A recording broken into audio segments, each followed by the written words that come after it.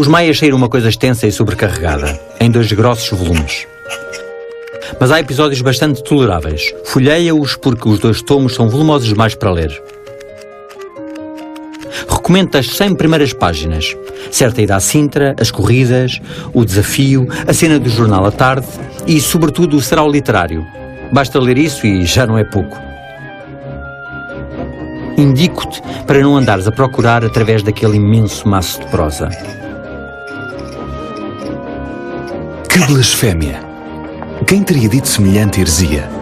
Um crítico feroz de essa? Um bárbaro da literatura, incapaz de compreender as inúmeras subtilezas da ironia queirosiana? Bem, não exatamente. O autor destas linhas, em carta datada de 12 de junho de 1888, foi o próprio Eça de Queiroz ao seu amigo, quase irmão, Oliveira Martins. Terão redundado então Os Maias, a obra-prima de Eça, um dos maiores romances da literatura portuguesa, num imenso falhanço? Um clamoroso e inexplicável fracasso?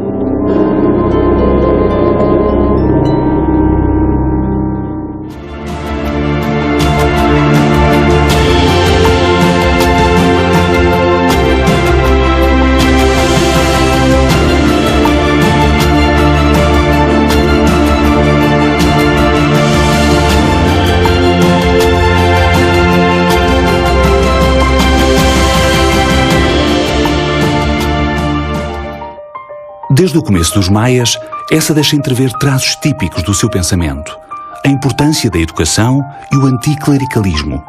O que estava em causa para o Eça e para o pensamento anticlerical que atravessou uma parte importante do nosso século XIX, ligado sobretudo ao ideário liberal, etc., o que estava em causa não era propriamente o cristianismo, o que estava em causa era o peso institucional excessivo e perversor da Igreja. É uma Igreja inimiga da modernidade, que sobretudo está muito claro nos romances de Eça de Queiroz, quer de uma forma mais dramática do crime do Padre Amaro e de uma sociedade provinciana incapaz de se modernizar, mas é sobretudo esta ideia de uma Igreja católica ultramontana perante uma modernidade a qual a Igreja se tem que adaptar, que marca muito a imagem que Eça de Queiroz tem.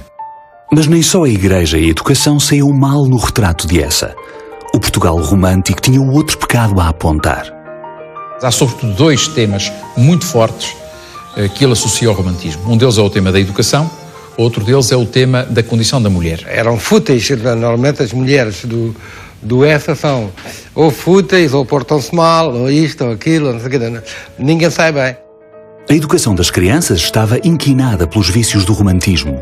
A melancolia, a sensibilidade extrema, uma visão demasiado emocional do mundo. E o peso destes defeitos recaía especialmente na condição da mulher. A síndrome sentimentalista e idealista da mulher, como Flaubert a havia representado na Madame Bovary. Isso encontra-se em personagens femininas dos mais, por exemplo, na Maria Monforte, na Condessa de Govarinho, etc. Em todas aquelas mulheres em quem o Eça surpreendia ou julgava surpreender defeitos de comportamento cuja razão de ser era a educação romântica, as leituras românticas, a música romântica, a convivialidade romântica. Seria afinal o cosmopolita Eça de Queiroz um machista? Um misógino? Eça de Queiroz é muitas vezes acusado de misoginia. Isto é, muitas vezes nos dizem, bem, Eça trata muito mal as mulheres. E eu reajo a isso sempre da mesma forma. E os homens são porventura bem tratados no universo queirosiano? Afinal, ninguém está a salvo da caricatura irónica de Eça. Homens, mulheres, adolescentes, crianças. Mas haverá alguma razão mais profunda para que esse relacionamento com o género oposto seja tão peculiar, tão exterior? Eça de Queiroz foi um homem que viveu muito pouco perto de mulheres. É um facto. Ele casou tarde, já com cerca de 40 anos, não viveu com a mãe durante a infância, foi muito cedo, estudou muito cedo num colégio interno, foi educado pelos avós paternos e portanto, nunca conheceu uma família e viveu digamos, as mulheres estiveram pouco presentes na sua vida, no seu cotidiano. Póvoa do Varzim, 1845. O juiz local, ligado a processos como o de Camilo Castelo Branco, envolve-se com Carolina Pereira de Essa, uma jovem de 19 anos. Um filho não planeado acontece-lhes, mas o pai de Carolina não autoriza o casamento. Por isso, a vida de José Maria de Essa de Queiroz começava logo eivada de mistério. Nasce clandestino em casa de uns parentes na Praça do Almada, Póvoa do Varzim, e é batizado sem a presença dos pais em Vila do Conde, filho natural de José Maria de Teixeira de Queiroz e mãe incógnita. Romanesco, não? Quando o avô materno morre, 4 anos depois, os pais casam, mas José Maria não há de ser assumido seu filho legítimo até muitos anos depois. Vai crescer com uma ama que também lhe morre cedo e viver depois no solar dos avós paternos até aos 10 anos. Sempre de forma atribulada, sem uma família, uma casa, um lugar que seja seu. Está a soar-lhe familiar? Já leu isto em algum lado? Nós raramente encontramos uma família estruturada normalmente, digamos, pai, mãe, filhos. De alguma forma, isso refletirá alguma experiência biográfica dessa de Queiroz. Essa de Queiroz não foi educado pelos pais, viveu com os avós até aos 10 anos, a idade em que vai para o Colégio da Lapa, no Porto, e, portanto, viveu muito pouco tempo em família, com os pais, um pouco mais tarde, com 20 e tal anos, e casou tarde. Tudo isso, a meu ver, explica que nós raramente encontremos famílias estruturadas no seu universo ficcional. Muitos anos mais tarde, já em Bristol, essa há de referir-se a si mesmo numa polémica com Pinheiro Chagas como um pobre homem da Póvoa do Varzim. Mas nunca chegou a ser bem da Póvoa, nem de Vila do Conde, ou do Porto, do Colégio da Lapa, onde estudou e viveu em regime de internato, com rotinas rígidas, mas de onde haveria de sair uma primeira conquista, a amizade com Ramalho Ortigão, o filho do diretor. Um dia, muito depois, há de lhe fazer uma afirmação mais correta acerca da sua identidade. Dados para a minha biografia, não lhe os sei dar. Eu não tenho história.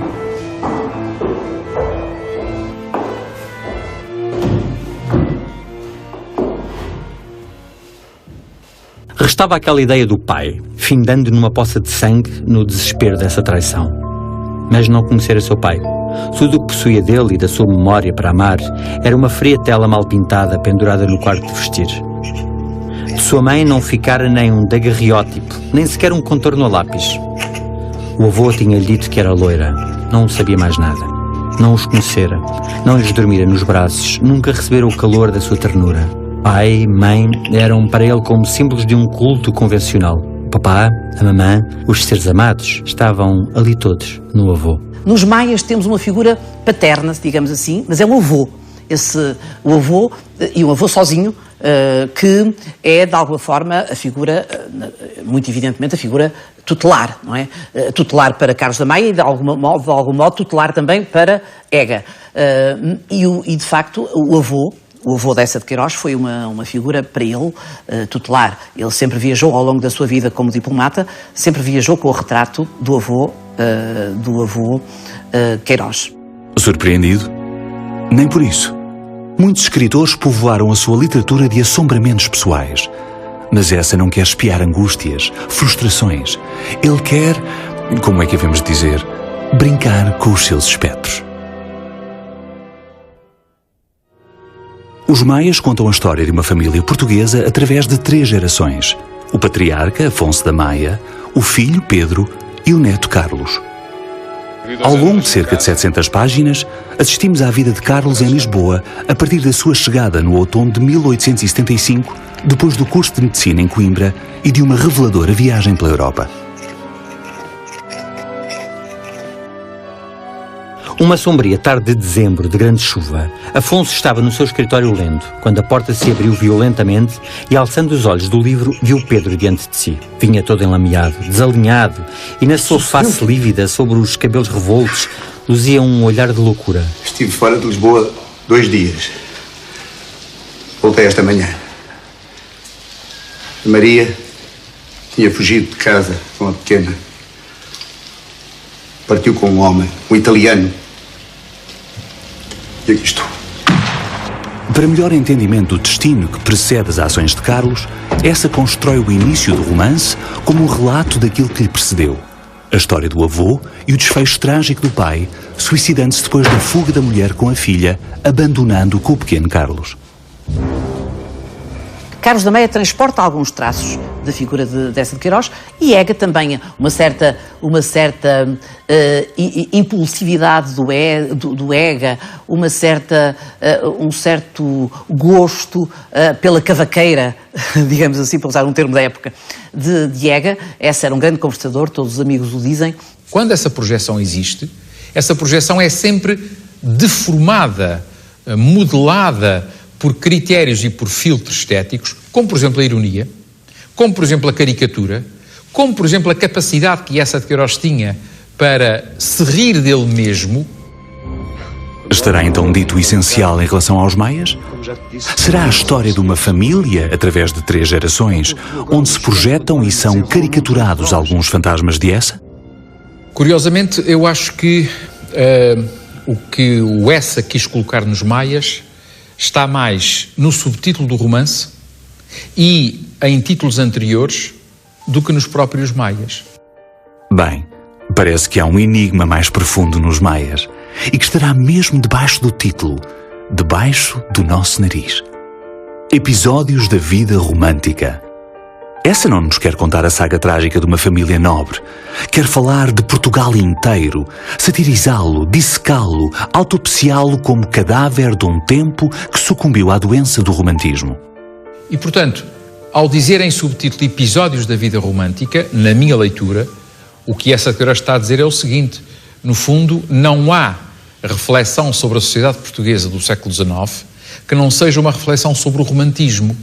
O romantismo condiciona e condicionou, pensava Eça, ele próprio era um efeito disso, a vida pública, cultural, social portuguesa, praticamente em todo o século XIX. Os maias têm como subtítulo Episódios da vida romântica, exatamente porque aquilo que se procura mostrar é um grande fresco do Portugal ainda romântico, do Portugal construído pela burguesia romântica, digamos assim, e o Portugal constitucional, romântico, burguês, que a geração de 70 e Eça de Queiroz quer reformar.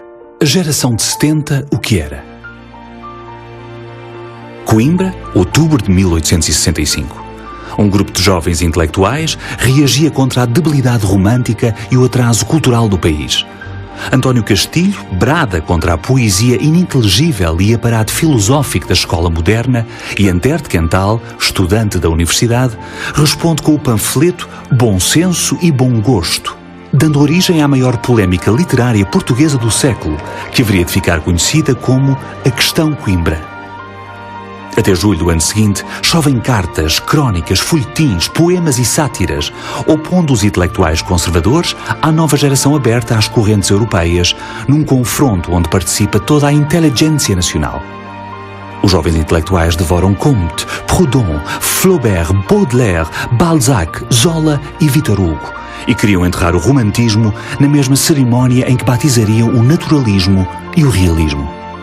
É neste contexto fervilhante que José Maria de Eça de Queiroz chega a Coimbra para cursar Direito. Um dia, ao atravessar ao largo da feira com as sebentas debaixo do braço, vê Antero a discursar na escadaria da Sé Nova. Destracei a capa, também me sentei num degrau quase aos pés de Antero, que improvisava, a escutar num elevo como um discípulo, e para sempre assim me conservei. A geração de 70 estava completa. Antero de Quental, José Fontana, Eça de Queiroz, Ramalho Ortigão, Teófilo Braga, Guerra Junqueiro, Oliveira Martins e Jaime Batalha Reis, entre outros. E com mais ou menos vitórias e derrotas, ia revolucionar a história da literatura portuguesa, se não a própria história política. Outono de 75. Findos os tempos de Coimbra, João da Iega e Carlos da Maia encontram-se em Lisboa. Carlos concluíra o curso de Medicina e, depois de uma viagem pela Europa, chegara à capital cheio de sonhos de trabalho e ciência, abrindo consultório em pleno Rossio. João tivera história diferente. A mãe, temente que uma epidemia de anginas em Solurico tivesse sido atraída pelo ateísmo militante do filho, mandara-o para Lisboa com os dinheiros. Caramba, tu vens esplêndido desses Londres, dessas civilizações superiores. Estás com um ar renascença, um ar Valois. Não há nada como a barba toda. Os amigos encontravam-se com aquele que acreditavam ser o seu destino, o instante inicial de uma brilhante carreira intelectual no centro nevrálgico do país. Mas para já, deslumbravam-se com o luxo dos gabinetes, das casas, com o fumo literário dos salões. Alguns anos antes das suas personagens, em 1866, também essa chegava a Lisboa. Tinha 21 anos, concluíra a formação em Coimbra e vinha viver finalmente com os pais no quarto andar do número 26 do Rossio. Percorre Lisboa com os amigos do cenáculo. Pesquisa, socializa e peregrina boemiamente em torno da literatura. Torna-se sócio número 19 do Grêmio Literário, fundado por Almeida Garrett, quando ele, tinha 1 ano de vida. Trabalha nos jornais, torna-se redator do Distrito de Évora e é enviado ao Canal do Suez em reportagem. A viagem ao Egito e à Terra Santa são marcantes. O contacto com o Oriente vai contribuir para trocar a visão romântica do mundo pelo cânone realista. Mas a Lisboa do século XIX é uma Lisboa finalmente cosmopolita e de figurino parisiense, que olhava e admirava e sonhava com os horizontes de Paris.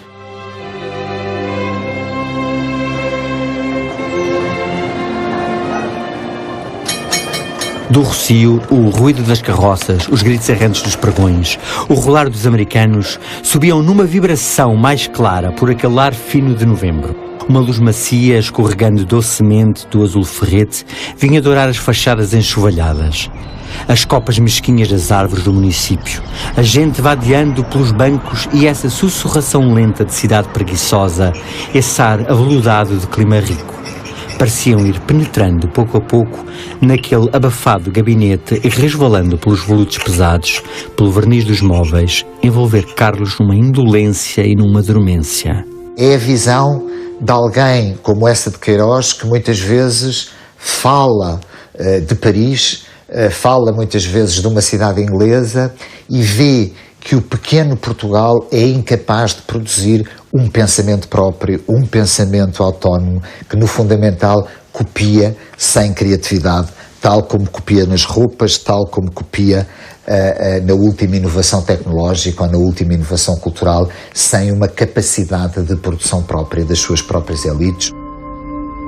Mas o pior era o tédio. O tédio, a paralisia, o perigo de contágio da hibernação. Com a cabeça na almofada, fumando, ali ficava. Nessa inquietação de sesta, num cismar que se ia desprendendo, vago e ténue, como o ténue e leve fumo que se eleva de uma braseira meio apagada. A Lisboa do final do século XIX é fértil em contrastes. É o Teatro São Carlos que separa dos galinheiros aos camarotes a classe média instruída da aristocracia. São as reuniões de intelectuais nos cafés do Chiado e a Lisboa das tabernas populares. Bacharéis de Coimbra, ministros, a alta burguesia, a confundir-se com a pequena aristocracia e os operários das ruas industriais nos arredores. Pelos maias desfilam caricaturas de cada uma dessas tribos. O Conde de Govarinho, o Damaso, Alencar, o poeta romântico, Palma Cavalão, o jornalista corrupto. Portugal era consumido pela sua própria elite política, jornalística e intelectual. Mas havia uma Lisboa mais eterna que essa. A Lisboa impossível de ser só um lugar e que, portanto, tinha de emergir como personagem literária. A cidade das colinas, do rio, acidentada e com perspectivas espantosas. Evidentemente que isso emocionou essa.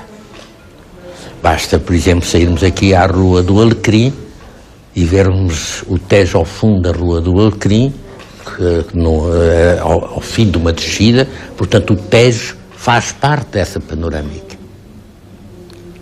Quer dizer, faz parte deste gênio da cidade.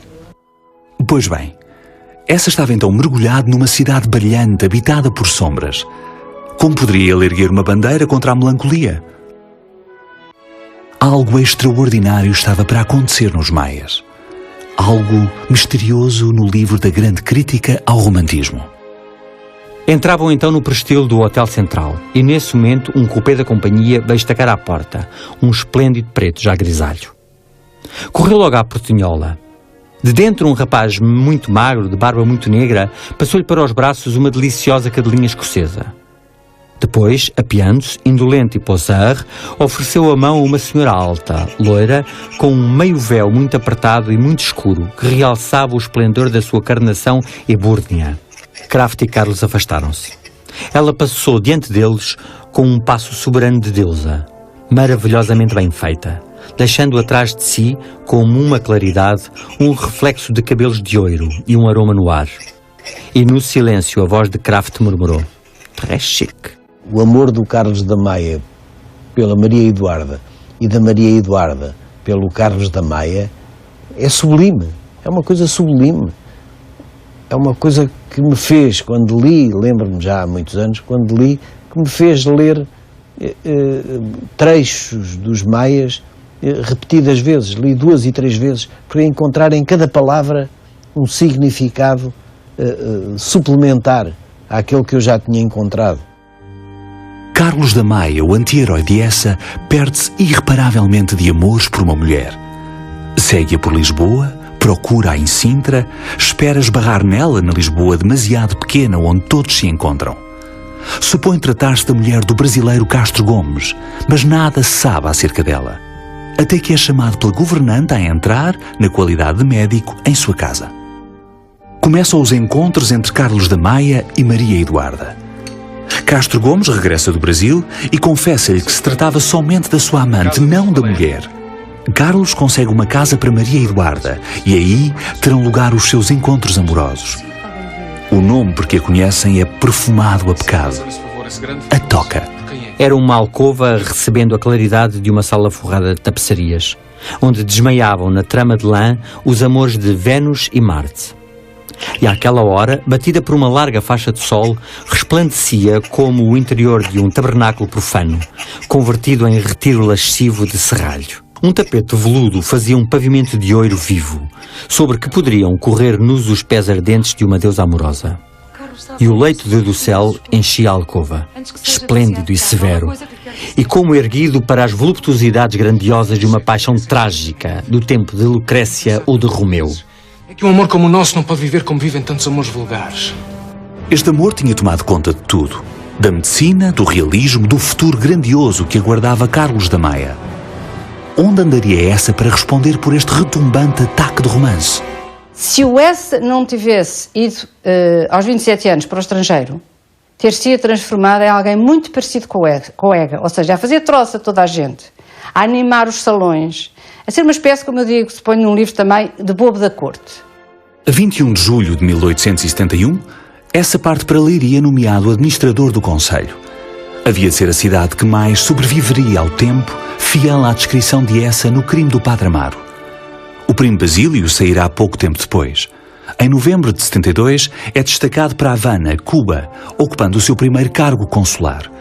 Regressa brevemente a Lisboa em 74 e parte para Newcastle, a cidade escurecida pelo carvão, e angustia-se. Escreve então a um amigo: "Não posso pintar Portugal de Newcastle." Ironicamente, havia de ser esse o período de maior produtividade literária da sua vida. Volvidos 4 anos, é transferido para Bristol e para o seu clima mais ameno. A angústia com a sua missão parece passar. 2 anos depois é publicado o Mandarim, e há rumores de que terá começado a trabalhar na sua grande obra. Desde o princípio dos anos 80, que há testemunhos epistolares do Essa, em que ele diz que está a trabalhar nos Maias, e até muito pouco depois diz que o romance está quase pronto. Não estava. Demoraria ainda muito tempo, passou até por incidentes de natureza editorial, provas que se perderam, que foram reencontradas, etc., porque é preciso não esquecer que o Essa vivia no estrangeiro e tudo isto decorria em Portugal, e portanto foi um romance que, pode bem dizer-se, demorou 7 a 8 anos a ser escrito. A gestação dos Maias começara então, mas revelava-se um processo moroso e difícil. Como e quando terminaria? E mais importante que tudo, como seria recebido pelo seu destinatário e principal protagonista, Portugal. Verão de 1884. Os condes de Rezende, aristocratas, passam férias no seu solar de campo perto da Praia da Granja, em Canelas. Essa de Queiroz frequenta a casa a convite do amigo Luís Rezende, seu companheiro de viagens, e começa a interessar-se pela jovem Emília de Castro, irmã de Luís e filha dos condes. Essa está à beira dos 40 e cede, enfim, aos apelos do casamento. Durante os preparativos para o casamento, instala-se no Porto, Hotel de Paris. Irrita-se porque burocracias pré-matrimoniais e familiares lhe deixam pouco tempo para trabalhar. O seu quarto é habitado por papelada. No meio dela, diz-se, figuravam provas dos maias.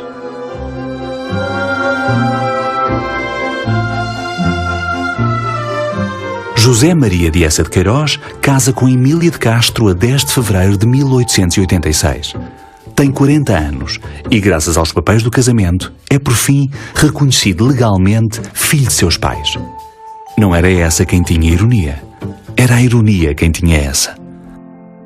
Partem lua de mel com Emília pela Europa. Regressam brevemente a Bristol, mas por insistência dela mudam-se para Londres. Aí terá dado por concluído, enfim, o colossal manuscrito dos maias. Impressionou-se ao reparar num painel antigo, defumado, ressaltando em negro do fundo de todo aquele loiro, onde apenas se distinguia uma cabeça degolada, lívida, gelada no seu sangue, dentro de um prato de cobre. E para maior excentricidade, a um canto, de cima de uma coluna de carvalho, uma enorme coruja empalhada fixava no leito de amor, com um ar de meditação sinistra, os seus 2 olhos redondos e aguarentos. Maria Eduarda achava impossível ter ali sonhos suaves. Nos maias, o que os presságios nos vão dizendo é que há uma tragédia em desenvolvimento sem que os protagonistas se apercebam do enorme equívoco em que estão a cair. Ao dizer que a ama é como se lhe pedisse para ser minha esposa diante de Deus. Sempre que pensava em si, era já com estas esperanças numa existência toda nossa. Longe daqui, longe de todos. Tendo quebrado todos os laços presentes, pondo a nossa paixão acima de todas as ficções humanas. E de ser felizes para qualquer canto do mundo, sozinhos. Eu penso que talvez o aspecto mais misterioso dos maias seja o episódio do incesto. Encontro uma mulher, olho para ela, conheço-a, durmo com ela. Entre todas as mulheres do mundo, essa justamente há de ser a minha irmã. Maria Eduarda e Carlos da Maia são irmãos. É o Sr. Guimarães, antigo imigrante em Paris e íntimo de Maria Monforte, quem o conta a João da Ega a propósito de fazer chegar às mãos de Carlos um cofre que ela lhe legara. Maria Monforte, a mãe que abandonara Carlos ainda criança e fugira com a filha e um amante italiano, era também a mãe de Maria Eduarda. Maria Eduarda era a filha desaparecida e que o destino trouxera de volta à costa como uma maldição. Porque escolhe essa uma relação incestuosa para coração da sua crítica ao romantismo? Seria um requinte cínico? Um poderoso recurso dramático para ilustrar a tragédia que se abatia sobre todo o país? Mas poderia ter uma dimensão trágica, como muitas vezes tem o amor romântico, sem que fosse um amor incestuoso.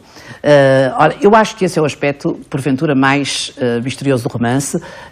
Eu gostaria de interrogar a esse respeito. Bem, mas isso já não era possível. Toda a beleza de Maria, todo o requinte de Carlos desapareciam. Ficavam só 2 animais, nascidos do mesmo ventre, juntando-se a um canto como cães sobre o impulso brutal do cio. Porquê uma história de amor tão fatalmente romântica? Porquê o incesto?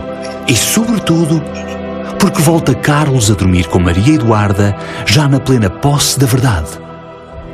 Nenhuma destas perguntas terá alguma vez uma resposta cabal. Somente interpretações. Afonso da Maia não sobreviveria a este desgosto final. Carlos era agora o homem mais só, errado e culpado da criação.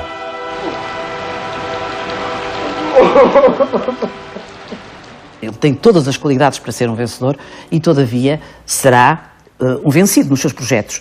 Assim como será um vencido na sua relação romântica e apaixonada, naquela paixão romântica e, enfim, fatal, que tem com Maria Eduarda. Portanto, acho que esse é talvez um dos maiores mistérios do romance. Porque é que Essa de Queiroz escolheu esse tipo de relação para corporizar um amor trágico entre Carlos e Maria Eduarda? É, no fundo, uma reflexão acerca da pequenez do homem, da impotência do homem, da sua incapacidade para controlar o seu destino e desta espécie de vertigem de destruição que tem muito que ver com a estética do trágico, mas também tem muito que ver com determinadas atitudes românticas e com a radicalização de comportamentos para quem ou para além de quaisquer normas de caráter moral. Neste tempo, nesta cidade, aqueles dois seres excepcionais estavam destinados a encontrar-se e a fechar o círculo perfeito dos maias. A história da família na relação com o Portugal do século XIX redundavam num duplo fracasso. Fracasso no amor e fracasso das aspirações intelectuais e políticas de uma geração. Os maias saem em 1888, quando essa se muda por fim para a sua predestinada Paris. O imenso romance, grande investimento da sua vida durante os últimos 8 anos, resulta para já em pouco mais que um insucesso.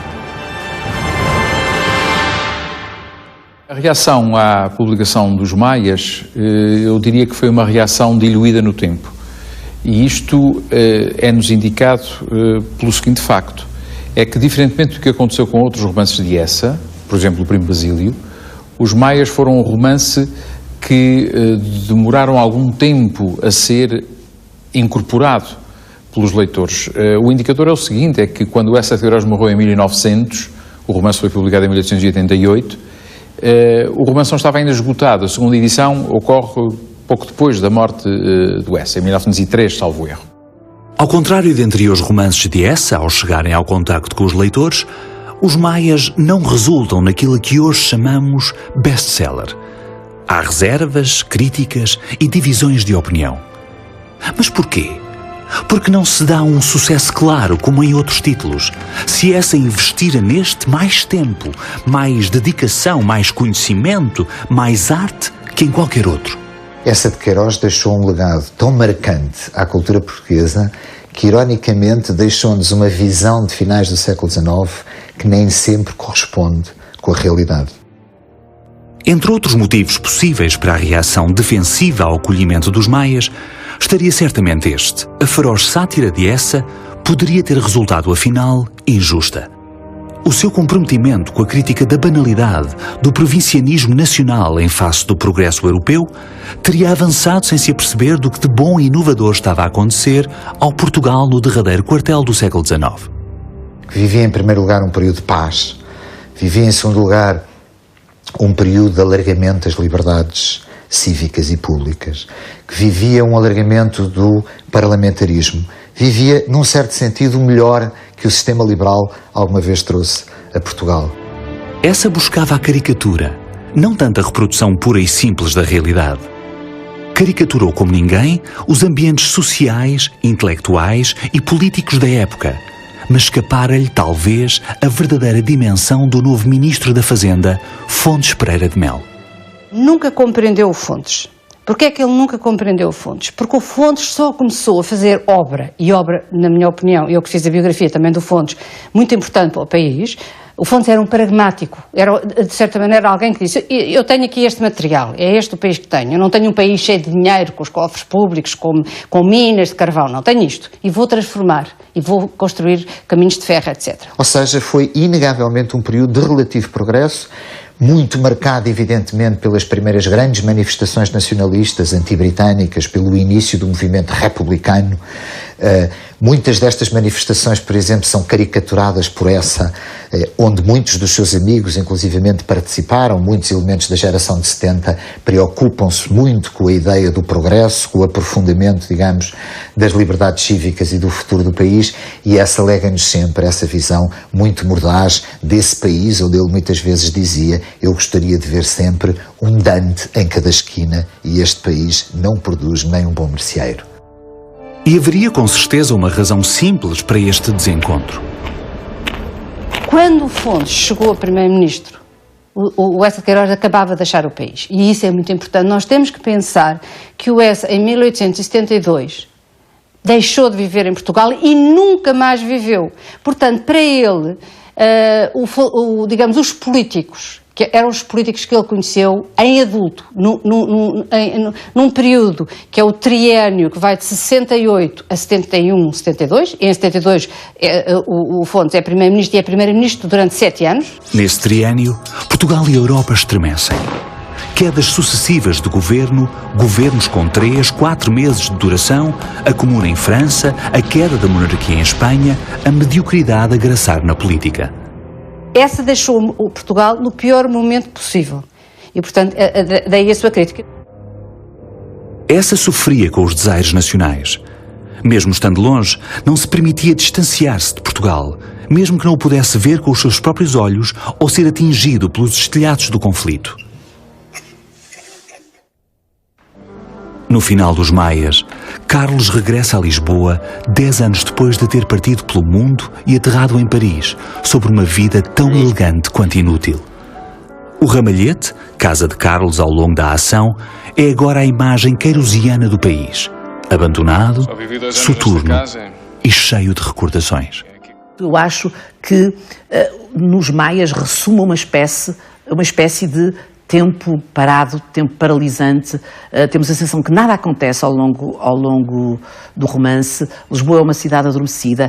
Quando Carlos da Maia visita Lisboa 10 anos depois de ter do fim trágico da sua relação com a Maria Eduarda, ele volta a Lisboa 10 anos depois e passeia pela Baixa com Ega e constatam que nada mudou. Nada.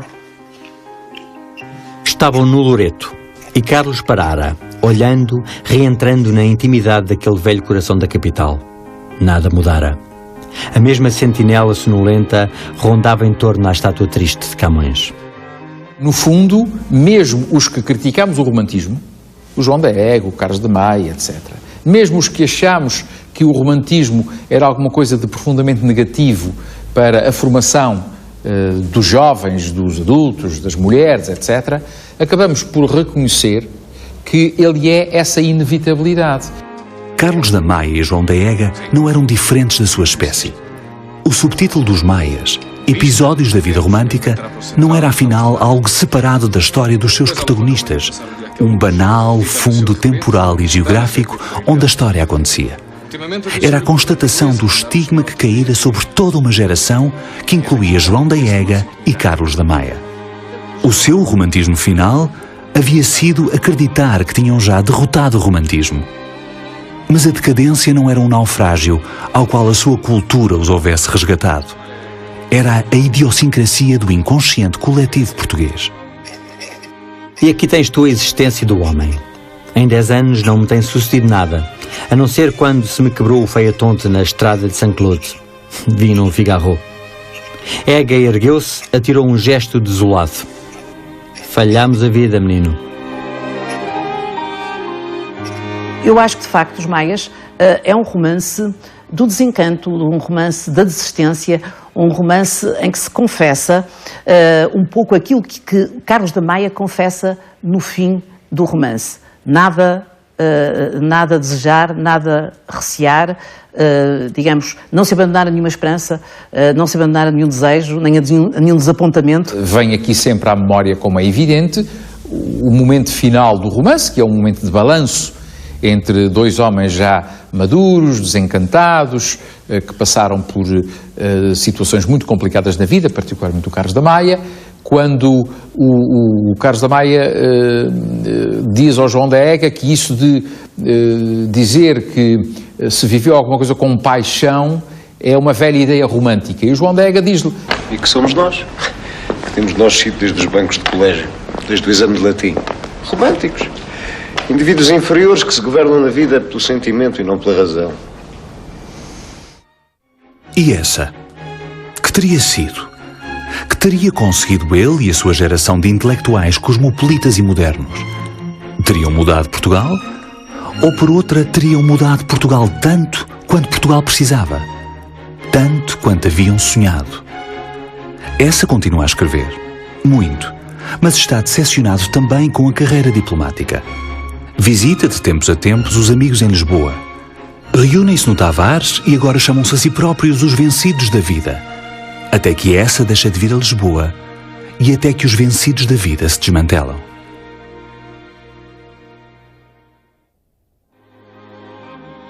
Em 1892, Essa vai a Santa Cruz do Douro visitar umas propriedades que a mulher vai receber em herança. Apaixona-se então pela Quinta de Tormes. A meio da serra tem uma epifania. Pela primeira vez na vida ia ter um pedaço de terra seu. Uma casa. Continua a viver em Paris, mas vai ali refugiar-se muitas vezes. E seria em Tormes que encontraria inspiração para um novo romance, A Cidade e as Serras, em que o cosmopolita Jacinto troca o tédio da urbanidade pela verdade genuína dos camponeses.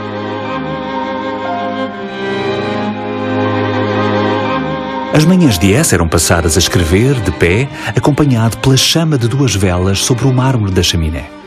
Antes do almoço, vestia-se aprumadamente e descia. Depois das tardes, no consulado, regressava para receber os amigos noite após noite. No dia seguinte, voltava à escrita. E lá ia escrevendo e depois deitava até para o chão, sem as numerar, as folhas. Mas quando a gente, lá ia eu, quantas vezes fui mandada pela minha mãe, a ver se o teu pai vem para o jantar. Não vinha, coitado. E eu lá ia, e ele, coitado, sempre teve um sorriso para a filha.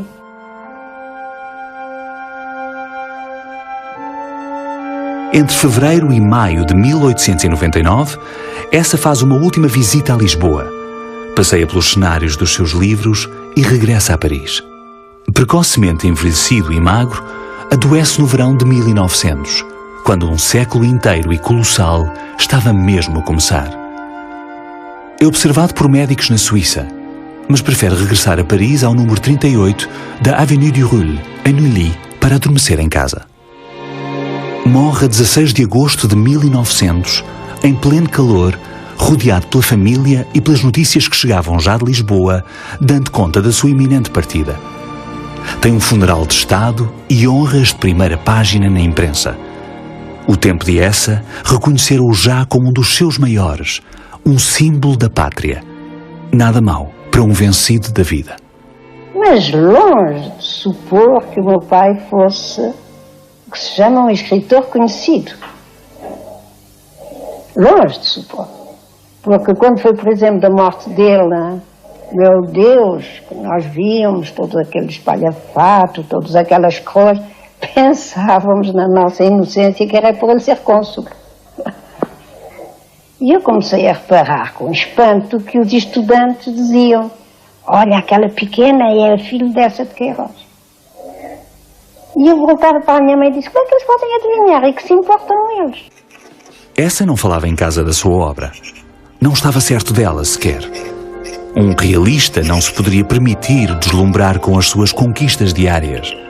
A carta que escreve ao amigo Oliveira Martins em 88, resumindo os maias a uma pesada floresta de palavras em 2 volumes, com 3 ou 4 partes aceitáveis, é disso exemplo acabado. Agora, lá embaixo, no cemitério de Santa Cruz do Douro, não muito longe da Quinta de Tormes, Essa de Queiroz repousa ao lado dos filhos, com uma família por fim.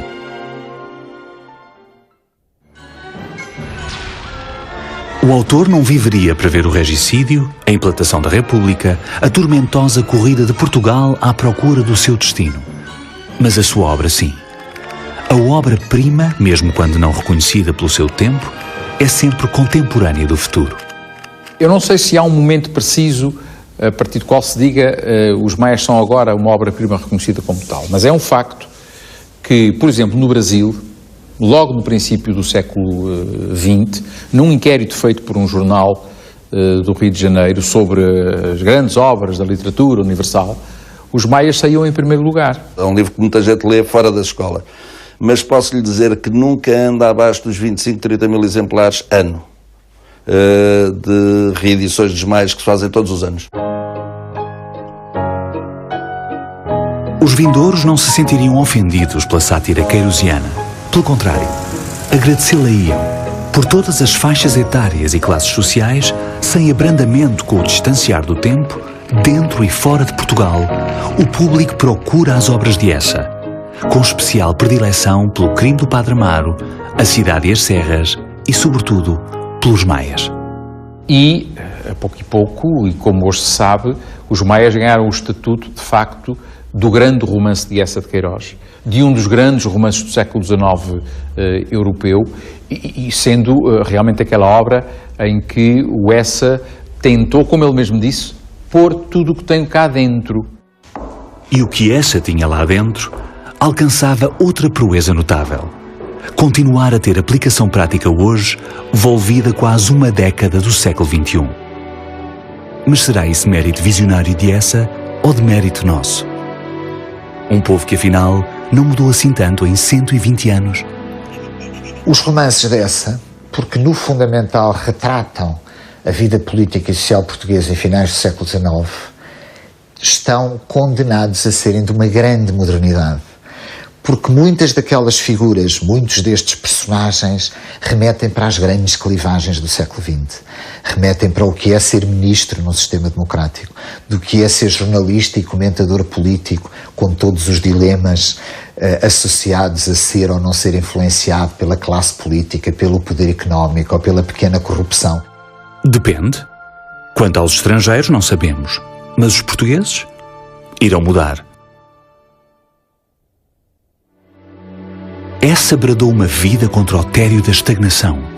Depois, assumiu a resignação como um vencido da vida. Mas ter-se-á de facto rendido? Uma dúvida final os deixou Eça. Um paradoxo mais para nos deixar a discutir. A lanterna vermelha do americano ao longe no escuro parara. E foi em Carlos e em João da Ega uma esperança, um outro esforço. Ainda o apanhamos, ainda o apanhamos. Haveria afinal ainda uma razão para correr? Viriam todos os dias razões tão prosaicas enquanto aquela para correr? Ou seria apenas mais uma farpa de Eça? A oportunidade para mais uma gargalhada? Aquela era de modéstia, porque achou sempre que não fazia as coisas como ele queria. Ele queria atingir uma perfeição que ele nunca achou que tivesse atingido. Mas para isso foi até o último dia da sua vida. Apenas fazer um esforço. O aviso para o futuro tenebroso que aguarda o país terminava com a luz de uma pequena lanterna à meia da noite e dois desencantados correndo em busca dela. Haverá retrato mais belo e certo de Portugal?